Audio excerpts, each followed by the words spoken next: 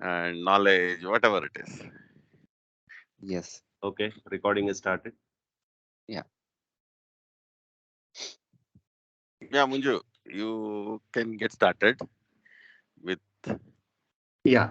whatever you had in your agenda, and then we will continue with that. Yes. Yeah. So since I suggested let's do this session, let me share where I came from. See, over last few months, we have been having on WhatsApp this conversation around existence, self, no self, God, self, and these concepts, right? And these aspects of our life, I see we were exchanging quite a few ideas, and there was this distinct two schools of thought that I saw amongst our group. The commonality across both the schools was all of us were saying we all agree that there is nothing like I. And then the distinction was one set of people believe that there is somebody like a super god or a super entity, which kind of drives, controls, guides everything that happens in life. And another school of thought, which was saying there is nothing like a super entity, but the nature or the existence keeps flowing on its own. And then we were going through back and forth in all directions, and there was this thought about though this existence, no self, seems so simple and all easily understandable, there was this conflict that we were going through right in our conversations. So then I felt this Buddha in his teachings. We were talking about multiple teachings in any case, right? And in Buddha's teaching, specifically the Four Noble Truths, when he shared, he was more like a scientist describing these steps for achieving whatever that higher level of or a clearer level of understanding of self, no self, God self, no God self, whatever that concept is. So I was thinking maybe let's use this premise of these Four Noble Truths. First, let us see what Buddha shared about these Four Noble Truths, why he shared, and what was some of the experiences around these Four Noble Truths. Then we can probably see how we can all wrap it in our daily lives. Again, for me, whatever conversations we do, it simply should not be intellectual only.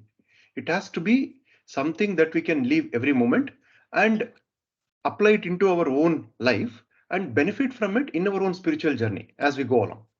At least with that premise, I thought, let's have this conversation around Four Noble Truths and then understand what these teachings are around these Four Noble Truths and how it is practical or how it is not practical for us in our lives. So maybe we can take from there is what I felt, Ravi, that as the context. Maybe Sure, if sure. you have any other additional points to make, Yeah, let's talk through that. And just then to add, how do we do this in our daily lives? Maybe if not now, sometime later, 1 or 2 months down the line, if we can also see, because all this will come to self discipline and doing lot of meditation, and so can we have some guided meditations for 10 minutes, 15 minutes in one of those sessions where we understand how to do it, just to make us independent how we do it. We can have 1 or 2 guided sessions later once we understand what we are going to discuss, and then put it into practice. So let us do some meditation, group meditation together, and then we can take it on for our self life. So it will actually add value. These discussions will add value in a practical way also. Yeah, perfect. I think Sure. that's very good. Yeah, we can do that. Sure. anyone else has any additional points, comments to add before Ravi shares some more thoughts for us? If it sounds good, then maybe Ravi. Yeah, Okay, I Rajiv. mean, you You wanted to say something, Rajiv? No, I just said no. That's all. yeah, we will start. I mean, you can state the Four Noble Truths, Manju. We will start from there. What? So, okay, so this is my understanding and perspectives around the Four Noble Truths, right? So, Buddha See, when he came out of the Enlightenment and started teaching people, he presented the summary of how one can liberate himself or herself using a medical practitioner approach, so to speak. That is, typically in a medical practitioner view, what we do. So, if you go visit a doctor, he looks at what is the disease, and then what is the cause for the disease, and then he comes with a thinking that this disease can be eradicated or made to stop, or he has a thought about getting you out of the disease, and then he prescribes some medicine or some activities or whatever, basically the prescription that helps you. If you follow the prescription, you will come out of your disease, right? And using the same approach, Buddha also put forth these four noble truths. At least the way he put it is, first step, there is suffering. And all of us are suffering from whatever, several things in life. And then second step, there is a cause for suffering. That means there is something which causes us suffer. And then the third thing he said, which is the most important, because if he had stopped, there is suffering and there is a cause for suffering. And if he had stopped there, then he would have been extremely pessimistic in life, right? Because he is simply saying there is suffering and there is a cause for suffering without offering any solution to it. But he was a realistic, so he added two more steps to the noble truths. Truth number 3, he said, suffering can be ceased. That is, suffering can be stopped. And in the fourth step, he gave a description of how to go about stopping this suffering. In other words, how to come out of misery in life. So that's the way he nailed down these four things. And yeah, so Ravi, you may probably want to add a bit more context from your viewpoint. Then maybe. No, it's, I mean, the Four Noble Truth statement is good enough, Manju. What you stated was perfect. Okay. Uh, this is how he gave it. Now, the question is, how do we reach it there, right? So that's the whole idea, right? Maybe we should understand what does this suffering mean. Maybe we should start from the first step. Perfect. Okay. So that is the thing. See, what my understanding or my reading of different, say, interpretation books says is, see, suffering word, it doesn't mean it's only the pain part of it, first of all. Okay. Suffering, what I mean is, say, I'm suffering from disease, I'm suffering from loss of something, somebody. And that's what we understand it as suffering. What I also read somewhere is basically suffering can be replaced with the word imperfection. Okay. Existence is imperfect, which means to say nothing in this existence has reached the stage where it says it is perfect and there is no change required. Okay. That's what is also a meaning of suffering, wherein everything is in a non-perfect state, because of which it is continuously moving and changing. In science, we have read this, right? Entropy, enthalpy, all those things, where it moves from higher energy to lower energy, all those, whatever the physics stuff, which makes things constantly move. So similarly, entire existence, whatever is perceived through our sense organs, what we see, what we hear, what we measure, what we touch, all those things, whether it is visible or non-visible, is imperfect. There is no perfect state, and it is constantly changing. That is what life is suffering means. Okay. That is what is the first interpretation of the first noble truth. So any question, anything we need to discuss, it's not like question which I can answer, but generally we can discuss on top of it. If any thoughts, any other readings or thoughts which will support or against it, we can discuss it and slowly go. Yeah. Sure. And in the meanwhile, Pati, good morning. So we just started off. Hello, Pati. Yeah, good morning, Manju. So good morning, all. Great to see you all back at this levels.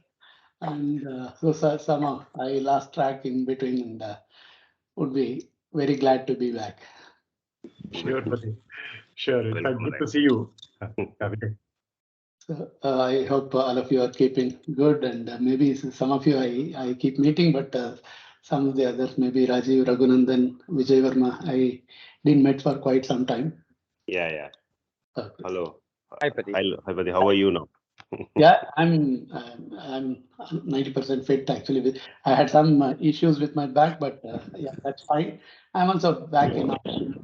Everything fine. Good And to see. sorry to interrupt, Ravi. So please. Yeah, Pati. Good to talk to you. Good. That also gives as an example for the first noble truth that Ravi was sharing here, the imperfection of body. So Pati just went through an episode of imperfection of body, going through this is suffering, the experience of the first noble truth. But that is a common way of looking at the suffering. And at least in my view, the other ways of looking at the suffering also, as Ravi mentioned, this is the imperfection across any of the six senses or the sense doors that we have, right? So the classic five sense doors is our tongue, uh, nose, Yes. eye, ears, and skin or Skin. touch. And the sixth one being the mind itself, Mind. the thoughts that we go through. So whenever there is some imperfection at any of these levels, it results in, or it seems to be putting us in suffering. So for example, I want to go to some place and I'm unable to go. So that causes suffering. It could be at the mind level, or it could be even at the eye level, for all we know, right? And because I had seen some picture and I had liked it, and I'm unable to go there, so causes suffering. And another example could be this food itself. Uh, so we eat some food which doesn't seem all that good for the tongue, again causes suffering. So I mean, if you look around everywhere, every moment, we can see some or the other things resulting in I get what I did not wanted, or I could not get what I wanted. Both results in suffering. That is, I wanted something I don't get, causes suffering. I did not get what I wanted, so again causes suffering.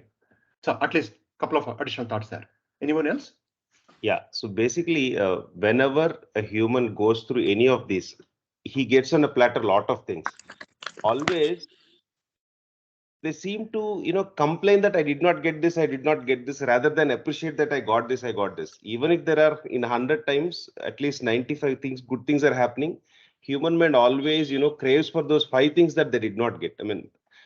And they always focus more on suffering rather than what they're actually getting. I think that is also a common observation. Maybe you can correct me if I'm wrong. So that is where I also felt, that also is one of the cause of suffering.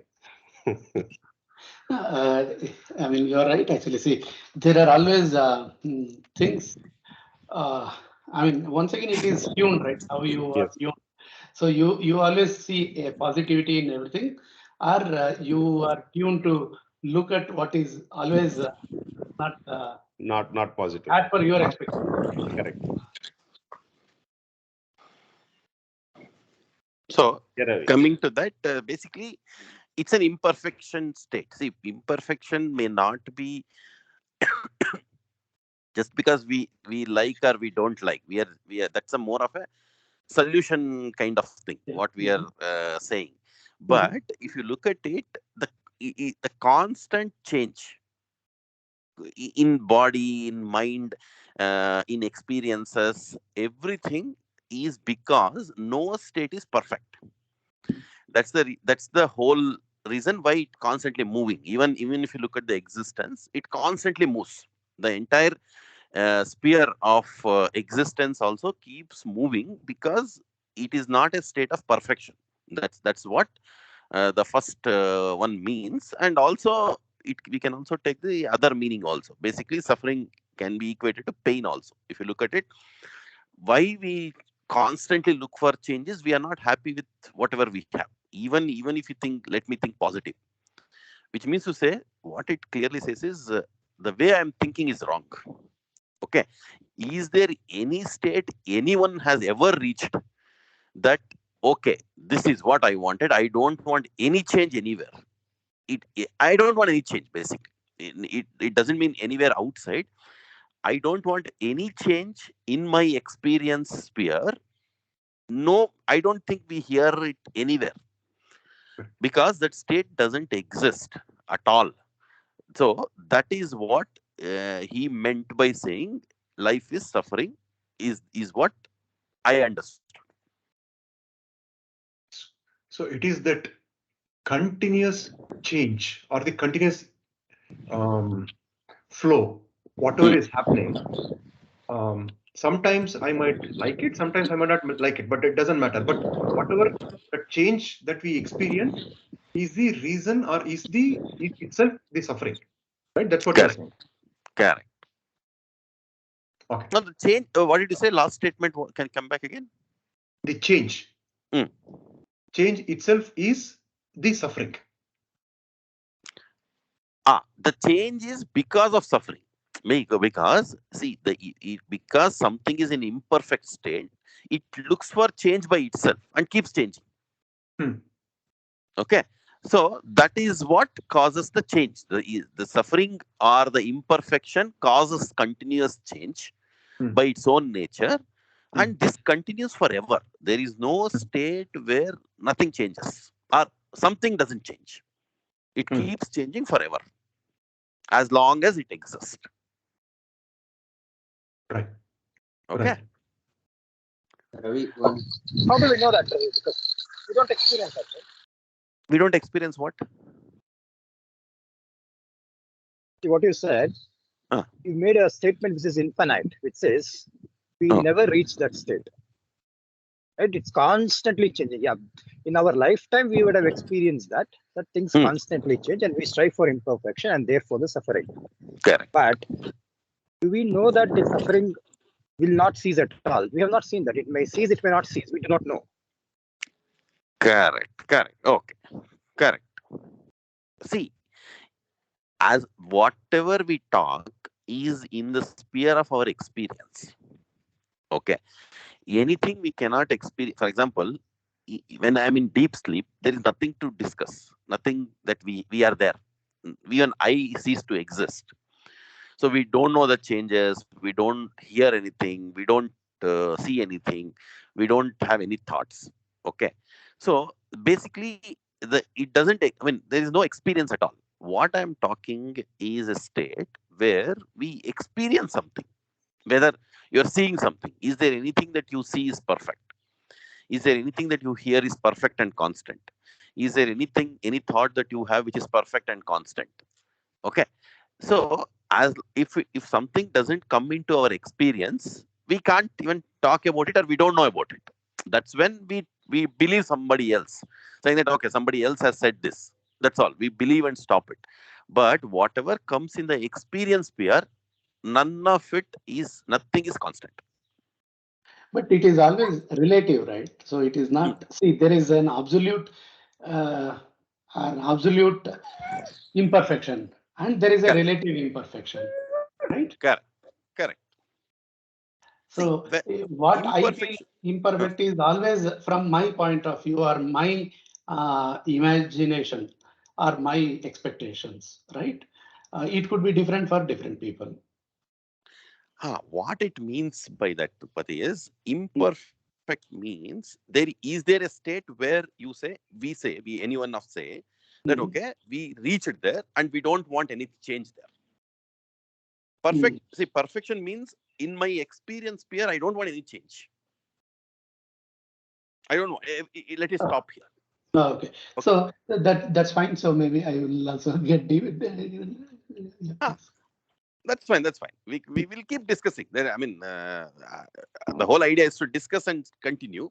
so that we get all perspective and ideas, and it may trigger new thoughts also. That's a very important point, because that's a relative thing. For example, now people like Buddha, okay, now that's an experience that he had, where I don't know whether we can call it perfect, but he reached the stage now, which means to say we do not have that experience. But can you deny that experience? No. He did not reach a. I don't think he's ever said he reached a state of perfection. Okay, he did not reach a state of perfection, but he reached a state of understanding and living the truth. Correct. Okay, that is the difference. He never reached a state where he was so blissful. See, finally, he was also sick. Correct. Right. Okay, his I body understood. also. I understood. So now, Huh. what I'm trying to say is, when you say it is imperfect, are there levels in imperfection? Because we still have the perception that people like Buddha are at a higher level, or maybe a close to perfect level.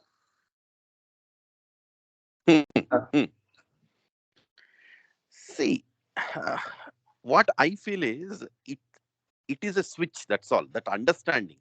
It is not a gradual change of reaching perfection. It is, see, something constantly changes. Okay, for example, anything. You see, water keeps flowing. Okay, even when it comes to ocean, it keeps moving. It keeps evaporating, and that cycle keeps on going forever. So there is no level of perfection. See, we talk about perfection with the see, we measure few things, right? We are always in a relative state. Something is better than this in my experience. That's our experience in a natural, not experience, our expectation or the way we operate in a normal world. For example, I have X amount of money. Somebody has less money, somebody has more money. So this is how we measure. Somebody is better, somebody is not better. But when it comes to our experience, say suppose we feel that our health is better than somebody. Yes, you may say better, but do you stop there, or does the body stop there? No, right? It keeps again moving forever. So it is just our operating mechanism to say relatively something is better or not better because of our day-to-day activities. But end of it, is it, have we reached there or not reached there? Is there anything which says, okay, enough? I mean, this is the perfect state. We don't want any change. We don't want any change. What I mean is, we don't want any change in our experience. There is an experience which I'm experiencing now, and that's all. I don't need any change. Is there a state like that? No. Okay, we may get happy saying that, okay, we are reaching there. But after reaching there, I still move, right? I keep moving physically, psychologically, emotionally. That movement is a constant thing. Why it is movement is the what as is state is not good. Good is, as is state is not perfect. It doesn't, it did not reach the end. There is no such end ever. It is a constant movement. Okay, so maybe we should also talk about the other two truths and then maybe come back to this point again. Yeah. But before we do that, Raghu, you also wanted to have a comment or some thought? Yeah. No, my point was that everything we are talking about is that how I am experiencing, right? Not the world is moving, not the object, the things are moving, but how I see the movement that is happening, how I see the pain, how I see the suffering. So, okay. Correct. At least, yeah. So, sorry, quick comment there, Ravi. So at least all of us in this call can safely conclude that all of us have experienced this imperfection for major portion of our life. If somebody wants to say, let's say, if any of us, at least honestly, if I look at it, there is, based on the words of maybe Buddha or other people, how I look at the so-called perfect state, I don't know whether I'll reach there one day or not. I agree with Ravi. I don't think Buddha ever told there is a perfect state, but maybe in our other scriptures, in some other gurus who says that there is a blissful, peaceful, always in kind of a steady state, whatever. Let's assume that state is somewhere there. But at least all of us here, for the moment, can safely conclude that none of us have reached that state, and we are experiencing this imperfection more or less every minute. At least that we can safely conclude, right? That's exactly where we should start with. See, the very idea that that state is there is wrong. Okay.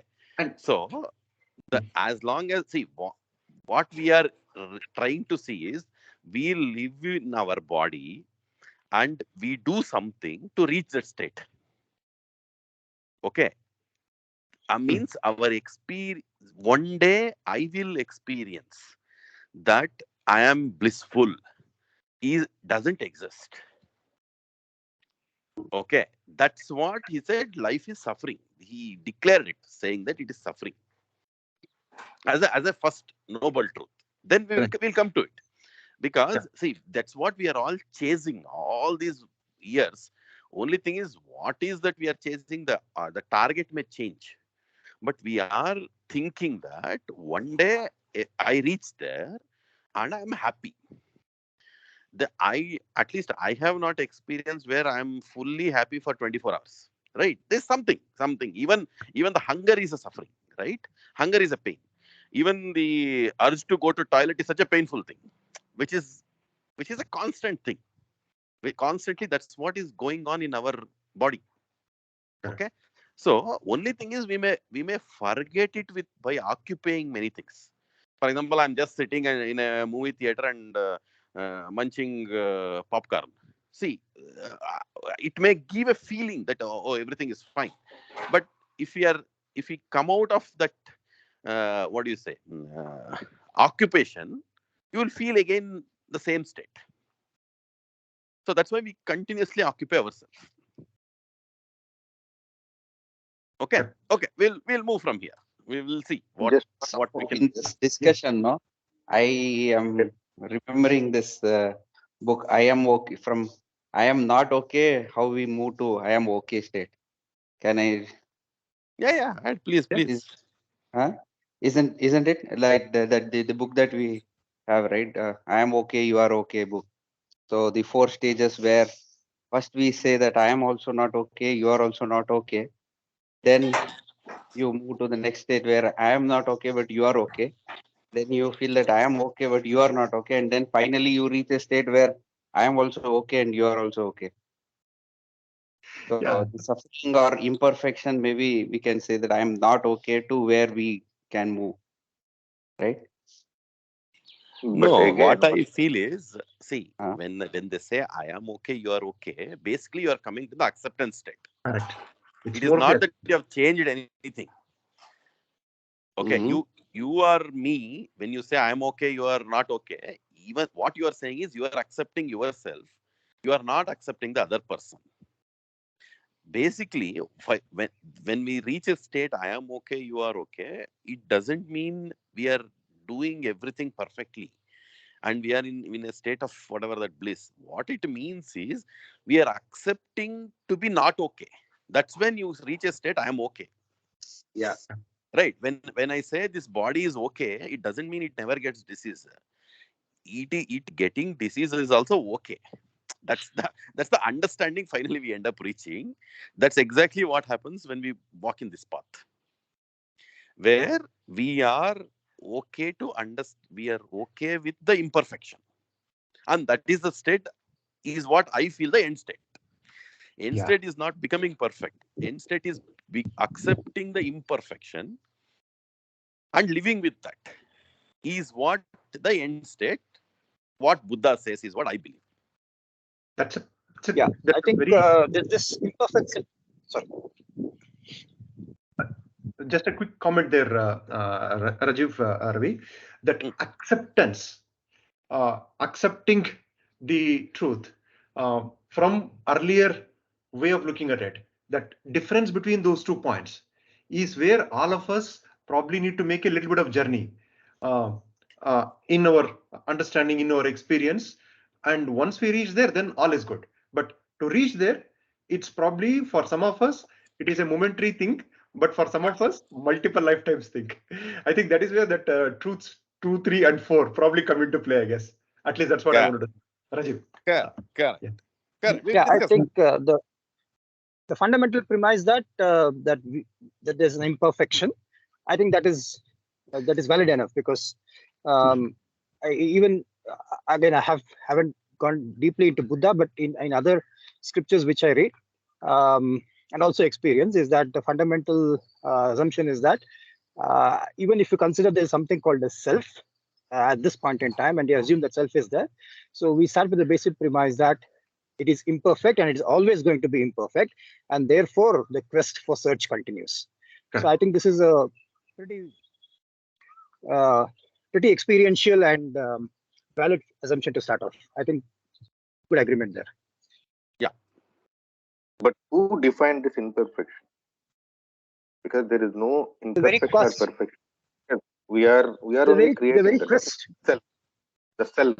No, but the very quest for search, right? If you're perfect, then there is nothing to search for. There's nothing to look for. Murli, maybe the perfect? the What is start perfect point of for I me am not but- okay. Sorry, go ahead. What is perfect for me may not be maybe imperfect for you, and what is imperfect for you may be perfect for me. So it is inner self that should feel. That is what my opinion. It is I define for myself what I want to experience, and then move ahead on that. Correct. I think that is what even I am not okay realization is the start point of your suffering, or the realization of your suffering. Yeah, and from there you start your quest. But if you start the premise with I am okay, then the quest for search will not happen in your case, or whoever feels that I am okay. No, whether you say I am okay and you are not okay, even then it is an imperfection, right? Correct. See, even then, see, if I may say word I am okay, you are not okay. Then what is the problem if you are not okay for me? There is a problem, right? Which means say internally I am not okay, right? I am not okay with you being okay, you are being not okay, which means I am also not okay. That is the state. Say we need something to change. We don't want the current state. Got it. Right, that's the state we are in. So we can move to the next point, Manja. Yeah. So, with the second truth focused on saying there is a cause for this suffering. So, and I think a part of it we have been discussing in any case so far. He clearly called out there is a cause for this suffering. So how do you explain this with respect to what you said, Ravi? That is, first point, you mentioned imperfection is suffering. Then if I interpret based on that, second truth means there is a cause for this imperfection. Correct. So how do you explain that? See, what it says, what I feel is, see, at any point in time, you are in some, you means existence is imperfect state. Right. Okay. So it reached here from a previous imperfect state. So, which means to say, it doesn't happen accidentally. It flows. This imperfect state from one state to another state to another state is a constant flow. And for every imperfect state, there is another previous state which is imperfect. Okay, and we reached there. For example, let's take ocean. Ocean is moving because it's imperfect. Cause for that is river was flowing from somewhere and reached ocean. Okay, cause for that is say glacier melting. Cause for that is something else. So if you look at it, every state is connected. Cause means this and the previous state is connected. Okay, so there is a flow. It doesn't say, what do you say? It is not discrete thing. It's a continuous thing where it keeps flowing from one state to another state to another state to another state, but all the states are imperfect, or suffering. For example, I let me give an example of just our experience. So I'm hungry. So hunger is a suffering. Okay. So I eat something. So when I eat something, then again there is a digestion process that happens, which is also suffering, which is also painful. Then you have an urge to go to toilet. That's also suffering, which means to say one continuous action what we do from whatever suffering, even let's take a pain or the suffering whatever we generally use it. This has a previous cause, right? Previous cause is because of some suffering state which I tried to solve and ended up in suffering again. So this flow is continuous. Correct. So because of hunger, you ate. Because of eating, you are having digestion. After digestion, you have that toilet thing, and again once it is empty, again you cycle. Again you feel the urge to eat because you are hungry again. Exactly. This flow continues. Okay.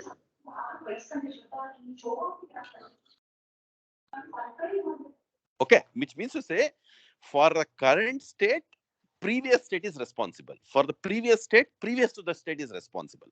So, which means to say, it's a flow. It's a constant flow of imperfect state to imperfect state to imperfect state.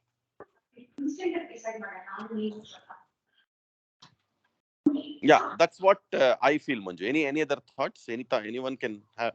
Anyone has any thoughts? Yeah. So is existence imperfect or as individuals? You said existence is imperfect, huh? Or is it? You took the examples of ocean, glaciers. See, how do we know existence is imperfect? We can only speak about what we feel. We cannot speak about what oceans and glaciers feel. Correct. See, the whole reason that everything is moving, constantly moving, is because it's not in a state where it can exist in that state forever. Okay, that's what imperfection means. But anyways, what we'll do one thing, we will not talk about it. We will start from ourselves only, with our experience only. We'll stick to that. Okay. Otherwise, what we don't know, we cannot discuss. Correct. Okay. So let us stick to our own experiences and we will move from there. For me, it was straightforward. See, my experience is that how do I better myself is a constant quest. It could be because of conditioning or whatever it is, but I'm not, because of the first state, it leads me to the state that I'm not happy with this imperfection because imperfection is glaring upon me. And I now have a sort of a thing which says, can I be better? Yeah. And can I be better with not only with respect to myself, but with respect to how others sees me? These are two dimensions. So now so the perception of myself being good, feeling good, and not able to achieve it constantly and consistently is the cause of suffering for me. Correct. So, has anyone reached there? See, has anyone reached a state where you and others both say that, okay, nothing, no change required? No. Okay. And we are trying to reach there. We are trying to reach there, which is not, we are trying to reach there with some wrong understanding and wrong path. Okay. So slightly differing there, Ravi. Sorry. You finish your thought. See, we are trying to reach that state, what Rajiv said, okay, where we feel that I am perfect, and I also see that others perceive me as, okay, everything is right. Is there a state like that? One thing. Okay. If state is not there, then whatever we do to move towards it is futile. Is the second thing. The first question is, the life is suffering. What it means, why that becomes a noble truth is, there is no such state ever where you can reach. So you are reaching that that wrong target is the first problem for all of us. Okay, which we kept on, we even from the beginning, if you see, our target was to get good marks. That was a wrong target. Then our target was to get a good job. Finally, we realized that that's a wrong target. Our goal was to marry someone and be happy. Wrong target. So we kept on hitting a wrong target. So in the first noble truth itself said, what we generally perceive as a target is a wrong target. It is constant suffering. Where do you want to reach now? So we need to get out of it. What is that? We'll discuss as we come to the next steps. Okay. But there is no state where you say I'm fearless, I'm angerless, and others also see it as a very nice person. Everything is perfect. No state. What all we experience physical body. There is no state where body is perfect and say it's without pain, are fully healthy. It's not possible at all. Now, mind is the another thing. Mind is never in a state where it's always positive, right? What we call positive, no fear, or lack of negative things, like no fear, no anger, no hatred, no anxiety. There is no such state for mind ever. Third thing is, what I experience is the sensation part of it, right? Feeling pleasure or pain. We constantly feel pain. There is no state. Then comes the emotion part of it, anger or whatever that feeling. No, or even the experiences, what we see outside. Forget about inside. We experience some sight, we experience some sound, we experience some smell. There is no state where, yeah, my sight is perfect and I'm happy with this forever. There's no such state. Even if you see it for a moment and say, wow, sunrise is good, you see sunrise for 5 minutes, you get bored, right? You want change because it's gone. It's that wow is gone in a moment, right? Even whatever you see, whatever beautiful thing you see, it is gone in few seconds, few moments. So that what we see, I call it as experience space. It's not me, but I'm experiencing outside. Every such experience is, there is no such experience which we say perfect, I want it forever. No such state. Right. And I wanted to make a comment, but I also see Sandeep who has joined. Hey, Sandeep. Good morning. Good morning, all. Hi, Sandeep. Hello, good morning. Morning, Sandeep. Very good morning. Good to have you as well. And we started our discussion around the Four Noble Truths, Sandeep. When you joined, we were in the second truth. Okay. So that there is a cause for suffering. The first one was there is a suffering. Second one was there is a cause for suffering. And at least our summary so far has been suffering. There is suffering basically means there is imperfection in the existence. It's kind of equal to that. And the cause for suffering is simply because we have been trying to go from one target to another target, seeking perfection, which doesn't exist. So that continuous search for seeking that perfection is what is the cause for suffering, is the way I understood, Ravi, what you're saying. Correct. Okay. Yeah, and in fact, no, this is not probably continuous seeking. Continuous seeking is not the cause for suffering. There is one state, and anything that you do with the state causes suffering. That's a continuous thing. right. Okay. Yeah.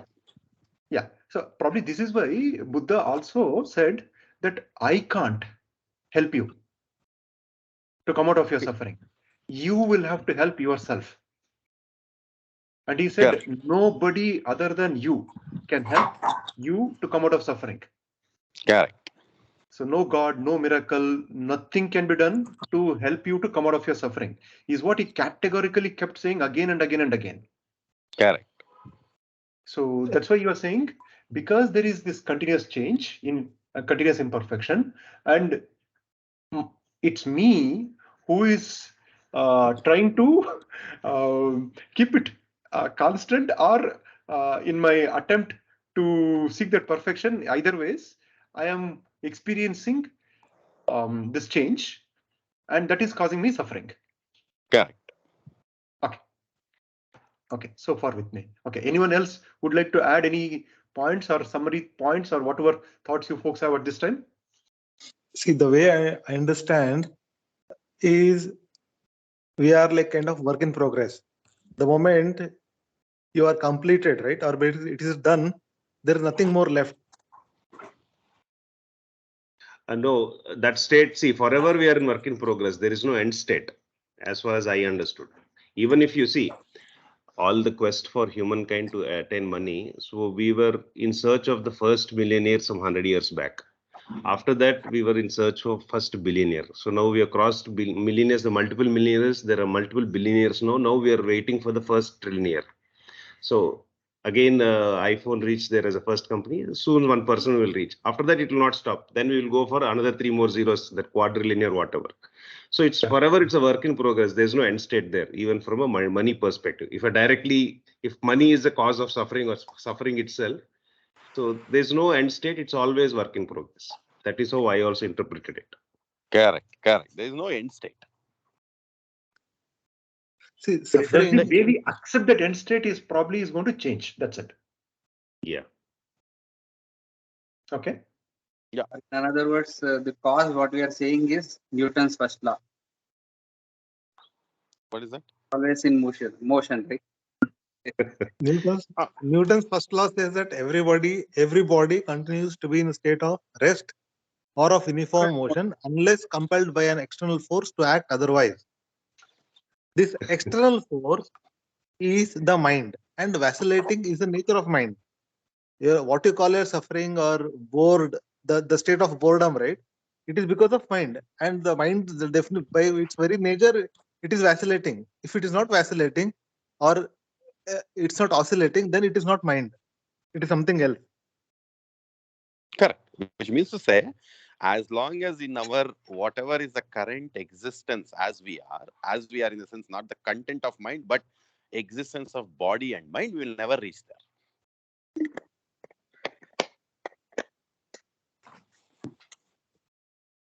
Yeah, and also a quick time check, folks. It's 7:25. We will probably continue for another 5 minutes. Maybe the other two truths we can take up in the next part, but we can use this remaining time to maybe go a little deeper into this first two truths itself that we discussed by sharing what other folks are also thinking. Yeah, just to reset the little bit, maybe since I started a little late, I'm trying to figure out. I mean, we know that nothing is perfect. I mean, okay, so everything keeps changing and everything. Then again, we also know there is an absolute imperfection. There is a relative imperfection. And then again, every stage, I mean, I also agree, Ravi. So there is always, I mean, this situation goes from one imperfect state to another imperfect state. Yeah, even this is fine. But I'm just putting it the other way. So some of the examples we said, so why not turn it around and say that, okay, so perhaps this is how it is supposed to be. Yeah, so what happens when we really turn it around and say that, okay, yes, it is always imperfect states, but we need to see what is the best possible for us to experience in each of the states, right? Correct. That's the next step. So the next noble truth covers that. Okay. Okay. That the third, especially the fourth one, which is a eightfold path. When it says right knowledge, right experience, right speech, right thoughts, all those things cover that. But at least if we come back to this first two truths, no, Pati, so far I feel when I look at my life or when I look at any of my surrounding people's lives, we all intellectually understand this imperfection, but accepting, leaving it every moment has been a struggle for all of us. We continue to work as if we continue to behave as if this imperfection cannot exist. We don't want this imperfection. We try our best to make things, whatever to the best possible extent, perfect to what I would like to experience. And that is where that cause of suffering or keeps happening to me. That is also an imperfection, Manju. Correct. Not accepting imperfection is imperfection. Correct. Exactly. Exactly. That is the point of the second truth. Again, Pati, by turning around, are we saying that we are accepting at one state that let us this state, and then accepting one state as a final state and living around that? But then that state will never exist, because once you attain that state, you will again want more, and you will again work in progress. You will go for the next state. Yeah, no, I was only trying to, perhaps I jumped a little bit, but you're right. See, there is always, I mean, now I understand actually. So maybe to understand what is the right state, actually, you need to understand what is imperfect. Yeah. Correct. So that is what we are trying to. Right. You're right. But Manju, from my perspective, what I'm not sure, I agree, imperfection in every aspect of what we do is clearly visible. We got to accept it. It's quite difficult to accept it. But what I'm not sure at this point in time is there is nothing called a perfect state. That I'm not sure, because that we need to, that is beyond experience, I believe, at this point in time. That is my belief. And I do not know how to put it in words. Let's keep that open for now, Rajiv. I think we should definitely keep that open until we explore all these four truths, and we do some more experiments of our own after we discuss this also. Correct. Because theoretically, let's not accept any of this thing. I mean, who knows? Buddha told all the bullshits, for all we know, or maybe some other guru or some other person told all the bullshits. We don't know. What is important is what I connect to, how I experience, and how do I get out of my own suffering. That is most important for me. Correct. Perfect. Fantastic point, Manju. Actually, there is a book called as "If You See Buddha on the Road, Kill Him." Let's not very. It's a very famous book. That is also another thing to experiment. Sandeep, next.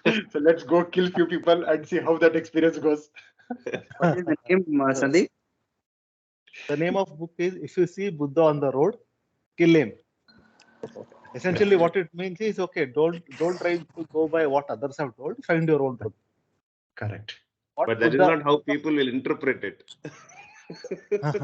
Buddha, what Buddha found, it is his truth. It is not your truth. Correct. Correct. Right. So find your truth. That is what it says. Correct. All others are kind of basically torch bearers. They will put the light, but you need to find your own light. Correct. And in fact, that point, no, I mean, I have done some exploration of multiple of Buddha's sutras. See, in his lifetime, he had more than some 55,000-60,000 sermons, so which are captured as sutras, right? I mean, he used different ways to convey the same point. And one thing kept coming back across many of these, at least when I was exploring this, is he kept saying, I can't help you. You have to help yourself. That point kept coming again and again to me whenever I explored multiple of his sutras, when I continue to explore multiple of his sutras even today. But more of those and all we can probably discuss in some other sessions. But yeah, Ravi, you wanted to say something? No, I didn't. I mean, nothing from my side. Manju, it is Sutta, right? Not Sutras. Like it is the version of Sukta. In Pali, it is called as Sutta. Sutta. Sutta. Correct. But when you go into Sanskrit or when you go into other languages, they become Sutra. Just Sukta. It is Sukta, Manju. Sukta, is it? Okay. Sayings, not Sutta. Okay. Perfect. Suktas. Then at least in Pali, it is always written as Sutta. Sutta. Correct. Sutta also for me looks Sanskrit, right? Sutta. Perfect. Good. So then I stand corrected, and thanks for that, Raghu and Pati. Yeah. So I remember the word, like when Sandeep was mentioning, there is this saying, right? Don't be a Buddhist, but be a Buddha. So yeah, I think. Correct. Thanks. Yeah. Yeah. It also goes to don't try to, I mean, whatever so-called religions. You have to take the teachings, not the person Yes. of anything that we come across. And this Buddha, whatever he said that I can't help you, what this is in 5,500 years back, right? 3,500 BC. No, much earlier, much later. 2,500 years back. Okay. But it still stands good even today, right? Correct. Yeah, so there was no other better version than that, because I mean. Correct. I think he just shared it without any additional masala. That's what I felt. Yeah. So he kept called a masala spade to a the spade. bare minimum. Yeah. Most of the principles or laws are, I mean, if you explain it in a simple way, so they are truth, right? They are truth and they stick for long. There is nothing that you can really counter much with. It. Exactly. Correct. Good. So we are already a few minutes over. So if anybody has any additional comments to make, we can go through that and then we'll conclude for today. Yeah, we can conclude. Thanks. Okay. I'll stop recording. Okay. Then folks, an exercise for you all. So think about these two truths, the first and second truth, a bit more, and see if you can be aware of this as you go through your next 1 week's life experiences. This imperfection, what we spoke about, and we're moving from one imperfection to another imperfection. See if you can be aware of this as much as possible as you go through the entire week. A bit more closely watching yourself. That itself can give us some good insights to talk about for the next week. And we'll start the next discussion with those experiences. Yes, I was saying we will start the next one with these experiences and then go to the subject. Yeah. Cool. So then. Perfect. Okay. Thank you. Bye. Thank you all. Thank you all. Have a nice weekend. Thank you. Bye-bye. See you next week then.